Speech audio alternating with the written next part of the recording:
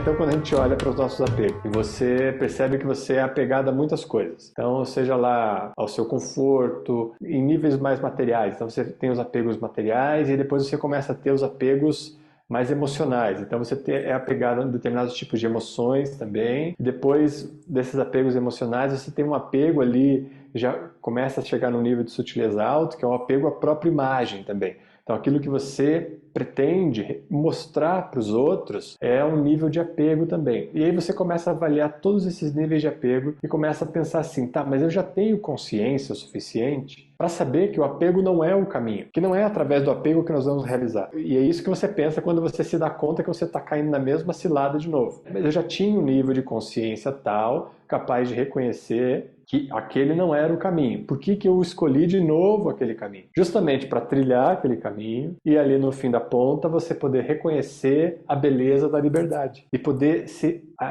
soltar e relaxar diante da liberdade que já estava ali presente, mesmo enquanto você trilhava o caminho do apego, por exemplo, ou de qualquer outro padrão. Vocês podem pensar na vida de vocês de qualquer outra maneira e cada um de vocês, eu imagino que já tem aí mais ou menos consciente aquilo que pega mais, né? Aquela coisa que é mais difícil. E aí, justamente a partir desse olhar para aquilo que é mais difícil, surge uma certa decepção, porque já se pensaria até, inclusive, já ter resolvido aquelas questões. Quando, na verdade, aquela questão está ali amorosamente, diante de você, tentando te lembrar de que a beleza já está ali, vigorando como uma realidade. E que basta perceber. Você não tem que fazer nada além de perceber a própria beleza. Então, o padrão não está ali para ele ser superado. Muitas vezes a gente usa esse termo, né? Dessa guerra, já falamos... São várias maneiras de ver. Hoje eu estou propondo essa maneira aqui para ver se a gente cria um nível de insight diferente também, diante das nossas questões. Porque a gente pode pensar a vida o tempo inteiro como uma manifestação do amor. Não tem nada diferente disso acontecendo. Então, toda vez que a gente se pega na mesma cilada, no mesmo padrão, não é outra coisa senão o amor acontecendo. Então, a gente cria essa noção de que não é o amor, que é uma outra coisa acontecendo, e que a gente acha que aquilo está, inclusive, fora da dinâmica, do divino, da vida, e que aquilo não deveria estar mais acontecendo. Percebe o nível de arrogância diante da nossa própria autoimagem, daquilo que a gente pensa ser, olhando para a vida de uma altura muito superior, falando, esse apego que se apresenta para mim, essa decepção, ela não deveria estar mais acontecendo porque eu sei que ela não deveria estar mais acontecendo. Quem é que sabe que isso deveria estar mais acontecendo? Se está acontecendo. Se está acontecendo é porque deveria estar acontecendo. Não é algo diferente disso, amor promove isso. E ele promove isso para que, ao você perceber que é essa força que rege a vida e não a sua vontade, essa vontade de não ter mais os padrões, não ter mais os apegos, não ter mais as decepções, não é essa vontade que rege a vida. A vida já está sendo regida por uma força muito poderosa, muito especial. A gente já chamou de diversos nomes aqui. Hoje eu estou chamando de amor. Tá? Porque é importante você reconhecer, assim como o Guru Nanak fala, é sempre um jogo do amor.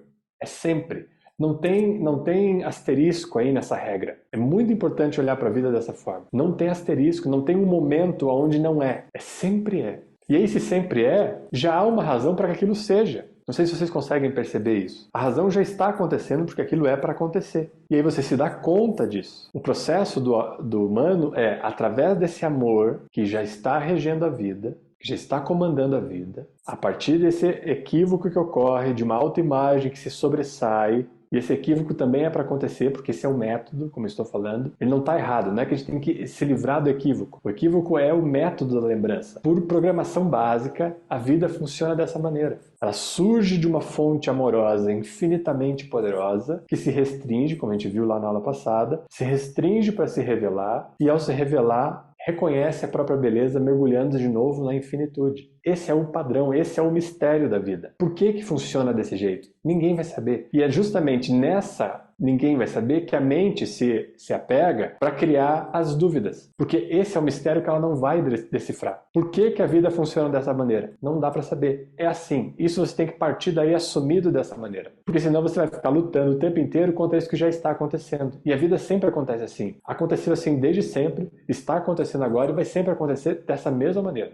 Não tem como alterar isso. Querer alterar essa maneira de funcionar é uma arrogância da autoimagem que se descola da vida e passa a não se sentir mais parte integrante desse mesmo amor. E justamente aí pode cobrar esse amor de alguém, de outras pessoas, de outros lugares, e quer receber isso, sente-se em dívida, né? Sente que o mundo, que a vida está em dívida. Essa é um pouco daquela estrutura que a gente já poderia chamar assim, muitos de vocês conhecem como a estrutura do vitimismo. Se coloca de uma maneira como se o mundo te devesse algo, porque você não se sente parte do mundo. E isso é uma falta de clareza, é falta de estrutura do sexto chakra, que não está capturando a realidade tal como ela é. Porque se você captura a realidade tal como ela é, você percebe que esse funcionamento é um padrão básico e que é a partir desse padrão básico que ocorre a lembrança. Então você não fica fugindo dos problemas. Porque senão, veja o que acontece. A gente começa a praticar yoga aqui, por exemplo. Começa a praticar yoga, começa a fazer outras coisas, vai para outras estruturas espirituais, outras tradições, você começa a busca em todos os lugares e começa a buscar,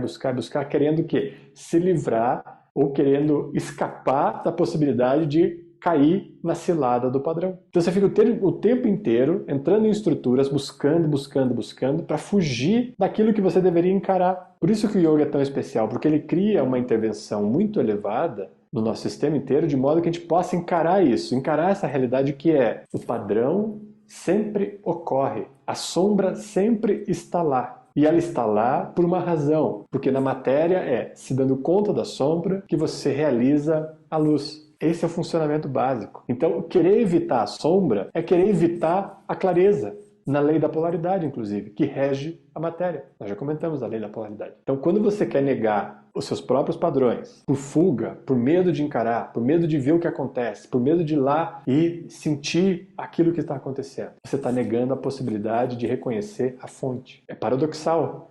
Mas a vida é esse paradoxo. Nós já falamos aqui, quando nós passamos no número 5, nós estamos no número 6, nós já temos que ter resolvido o paradoxo, que é olhar para a sombra e reconhecer a luz, e não ser sugado pela sombra. Mas não ignorar a sombra, e nem esconder, e nem fugir, porque ela é o método de lembrança. Ela é a maneira como o amor encontrou de se reconhecer a si mesmo, e então relaxar na própria origem, que é a luz.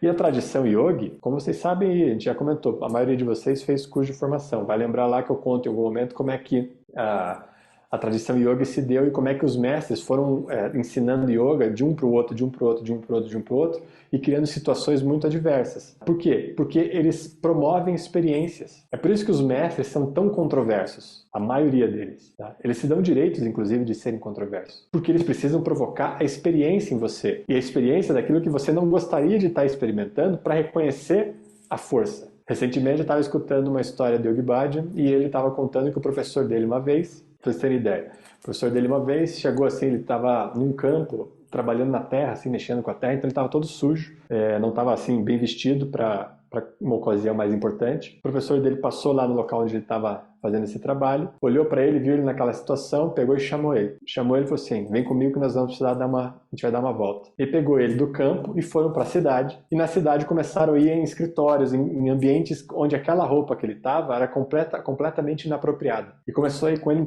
em vários lugares onde ele precisava decidir coisas e ele não estar vestido daquele jeito, para ele seria um problema ali, ele teria que lidar com muitas questões. E aí quando eles fizeram todo esse passeio, o professor dele volta para ele no fim do dia lá e pergunta para ele, e aí, como é que foi o dia de hoje? Aí ele ainda brinca com o professor e pergunta assim, tá, você quer que eu fale a verdade ou você quer que eu fale o que você está querendo ouvir? Ele falou, não, quero que você diga o que foi a verdade. Foi horrível, ele disse. Foi muito embaraçoso. Eu fiquei com vergonha em muitos momentos. Aí o professor dele olhou e falou para ele assim, ótimo, era isso que eu queria. Eu queria que você experimentasse a vergonha, sentisse como é que é ter vergonha. Que casa um pouco com aquilo que eu já falei para vocês em algumas aulas passadas, daquele exemplo que eu dei de vocês, e sugeri para vocês o exercício de se perder. Promova um certo tipo de experiência que seja desconfortável, mas esse desconforto vai lembrar vocês da força interna. Então, e isso se relaciona com isso que a gente está comentando aqui, então é justamente porque você começa a seguir atrás de um certo padrão e começa a achar que ele é a solução da vida. Isso para um monte de coisas, tá? A gente faz isso o tempo inteiro. Perceba como a gente faz isso o tempo inteiro. Toda hora a gente está com alguma coisa que vai ser aquela coisa que agora vai. E você se dá conta de que não era. E a vida vai ficar amorosamente fazendo isso. Amorosamente. A mesma coisa os estágios da sabedoria. Nós já comentamos em algum momento os estágios da sabedoria. A gente viu bastante coisa já, né, ao longo desses períodos todos aí. Quando você sabe dos estágios da sabedoria, você não sabe dos estágios da sabedoria para evitar os estágios e os problemas que aparecem em cada estágio. Aquilo ali é quase que uma ordem para que você passe por aqueles problemas para poder revelar a força escondida atrás daquele estágio. Do contrário, você não revela. Então, por exemplo, na estrutura aí tem bastante gente que também dá aula de yoga ou trabalha em outras instituições, mas ou no ambiente também da vida cotidiana, onde você precisa estar numa posição de destaque, de relevância, de coordenação. Então, nós temos ali, lembrem lá, o terceiro estágio da sabedoria, que é o Shaktipada, que é um estágio difícil, que é onde você tem um potencial de força, de liderança, de entrada com intensidade na vida e consegue gerenciar e consegue mostrar, consegue se sentir bem, inclusive, tem vitalidade, então consegue fazer. Esse é o estágio mais crucial lá, né? Vocês vão lembrar que eu sempre falo isso. Esse é o estágio mais delicado porque é justamente aí que você tem muita força e você vai começar a se apegar a essa força e não vai querer mais estar vivendo fora dessa força que é tão boa de ter. No entanto, o próximo estágio você precisa liberar o apego a essa força. Só que você não vai liberar o apego a essa força se você não se apegar a ela. É aqui que eu estou propondo essa ideia de visão de método. É a partir do apego, por isso que você não gostaria de ter apego, que você vai se lembrar que é possível soltar. Então, se você passa uma vida querendo evitar o apego à sua imagem, apego à sua força, apego àquilo que você representa, porque você não quer se sentir assim, você tem medo de sentir assim, nunca mais voltar, é por aí que você vai conseguir voltar. Esse é o caminho para a relembrança. Esse é o método. Esse é o método da vida. Não é o problema da vida. Isso é a maneira como a vida encontrou de lembrar. E isso que eu estou propondo como amor. Com essa fusão total, no sentido de unidade total com a vida. Mesmo com isso que pareceria ser estranho.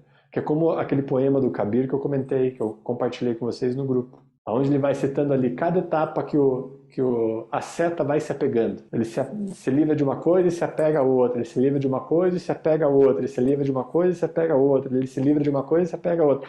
Até que ele se dá conta de que esse é o movimento da vida e ele se relaciona com Maya nesse sentido. E a partir desse relacionamento é que ele se sente parte integrante da vida, nesse modelo de funcionamento. Isso significa que ele vai continuar caminhando e vai continuar se apegando, e vai continuar se revelando. Porque esse não é um movimento que cessa. Isso sempre acontece. O que muda é a sua identificação com esses apegos. Quando você dá conta, aquilo solta numa gargalhada. Não fica criando todo um processo como a gente fica normalmente criando esse processo e aumentando aquilo que está acontecendo. Como se esse apego fosse uma grande coisa. Ou essa questão, aquele padrão, aquilo. A gente dá muito valor para aquilo porque a gente quer se sentir também maior do que a gente é.